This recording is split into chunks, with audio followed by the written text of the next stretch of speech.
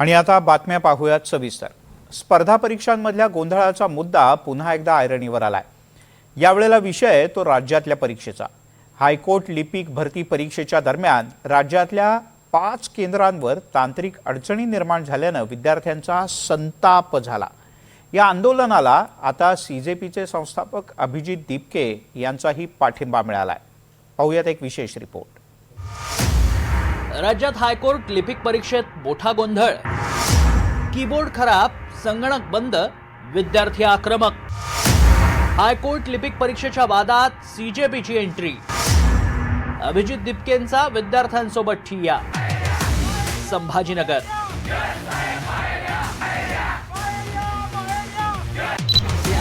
नांदेड, भंडारा, वाशिम,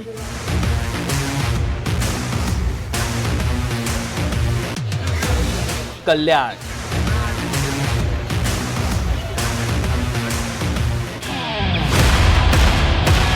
राज्यात परीक्षांमधील गोंधळाचे प्रकार काही केल्यात थांबत नाहीयेत। मुंबई उच्च न्यायालयाच्या लिपिक पदाच्या परीक्षेदरम्यान मोठा गोंधळ उडाला।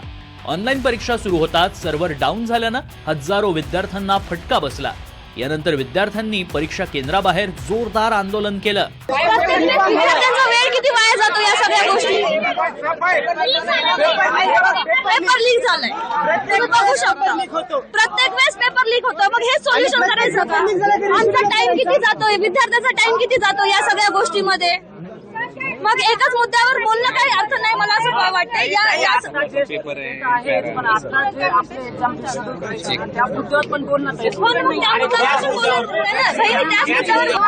एंटरप्राइज करत होतो, एंटर बाहेर निघतोय।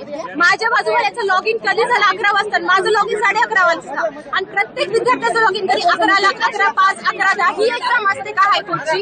आणि जेव्हा आमचं सगळं हे झालं, आम्ही सगळे फेल झालो, आमचं 10 मिनिटाच्या आधीच लॉग आउट झालं, दोनदा लॉग इन झालं, दोनदा लॉग आउट झालं। आम्ही त्यांना बोलायला गेलो, ते आमच्याशी खूप उद्धट वागले। हायकोर्टाच्या परीक्षेत परीक्षार्थींना नेमक्या कोणत्या अडचणी आल्या पाहूयात। कॉम्प्युटर स्क्रीन अगदीच छोट्या होत्या। कॉम्प्युटर स्क्रीनचा रंग डोळ्याला त्रासदायक होता। परीक्षा सुरू असतानाच कॉम्प्युटर स्क्रीनचा रंग बदलला। अनेक ठिकाणी कीबोर्ड नादुरुस्त असल्याच्या तक्रारी विद्यार्थ्यांनी केल्या आहेत। टायपिंग परीक्षेसाठी कीबोर्डच नीट चालत नव्हते। सर्व्हर ठप्प होत असल्याच्या अनेकांच्या तक्रारी आहेत। दरम्यान या सर्व गोंधळानंतर आता सीजेपीचे अध्यक्ष अभिजित दिपकेंची एंट्री झाली आहे। संभाजीनगर येथील परीक्षा केंद्राबाहेर विद्यार्थ्यांनी आक्रमक पवित्रा घेतला होता। यावेळी आंदोलनात अभिजित दिपके सहभागी झाले। त्यांनी विद्यार्थ्यांचं म्हणणं ऐकून घेतल्यानंतर तात्काळ पुनर्परीक्षा घेण्याची मागणी केली। बरं, आता आपण असं करू, जोपर्यंत आज कोणी हायकोर्टचे जज आहे म्हणे, डिस्ट्रिक्ट कोर्टचे जज आहे म्हणे, आणि परीक्षा त्यांच्याच अंतर्गत आहे, तर जोपर्यंत जज साहेब बाहेर येऊन गॅरंटी देत नाही री एक्झामिनेशनची, तोपर्यंत येऊन सरकायचं नाही। तर मला एक सांगा, सगळे बसायला तयार आहे ना? बघा, मी दिल्ली घर नसताना तिथं 35 दिवस बसून राहिले। संभाजीनगर तर माझं घर इथून तुम्ही हलणारच नाही। तांत्रिक त्रुटींमुळे हजारो विद्यार्थ्यांचं शैक्षणिक नुकसान झालंय। ही परीक्षा रद्द करून सर्व उमेदवारांची पुन्हा नव्यानं परीक्षा घेण्यात यावी अशी मागणी आंदोलक विद्यार्थी आणि पालकांकडून केली जाते। पुनर्परीक्षेचा निर्णय झाल्याशिवाय आंदोलन थांबणार नाही असा इशाराच अभिजित दिपकेंनी दिलाय। दरम्यान परीक्षा केंद्रावरील गोंधळानंतर पोलिसांनी परीक्षार्थींची समजूत काढण्याचा प्रयत्न केला। लोकशाहीच्या मार्गाने आपल्याला हक्क आहे, अधिकार आहे, बरोबर आहे।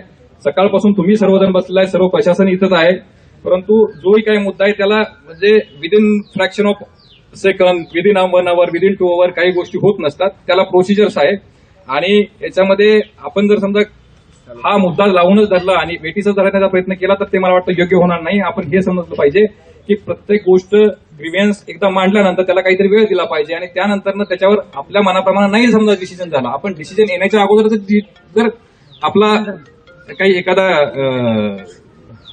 ऍड्रेस किंवा ग्रीव्हन्स पुढे परत मांडत राहिला तर मला वाटतं ते जे आहे ते मी वाचून दाखवतो। तुमच्या तक्रारी मान्य उच्च न्यायालयाकडे कळवण्यात आलेल्या आहेत, आणि मान्य उच्च न्यायालय यावर निर्णय घेईल, आणि तो निर्णय उमेदवारांना कळवण्यात येईल। परीक्षांमध्ये सततच्या गोंधळांमुळे विद्यार्थ्यांचा व्यवस्थेवरचा विश्वास डळमळीत झालाय।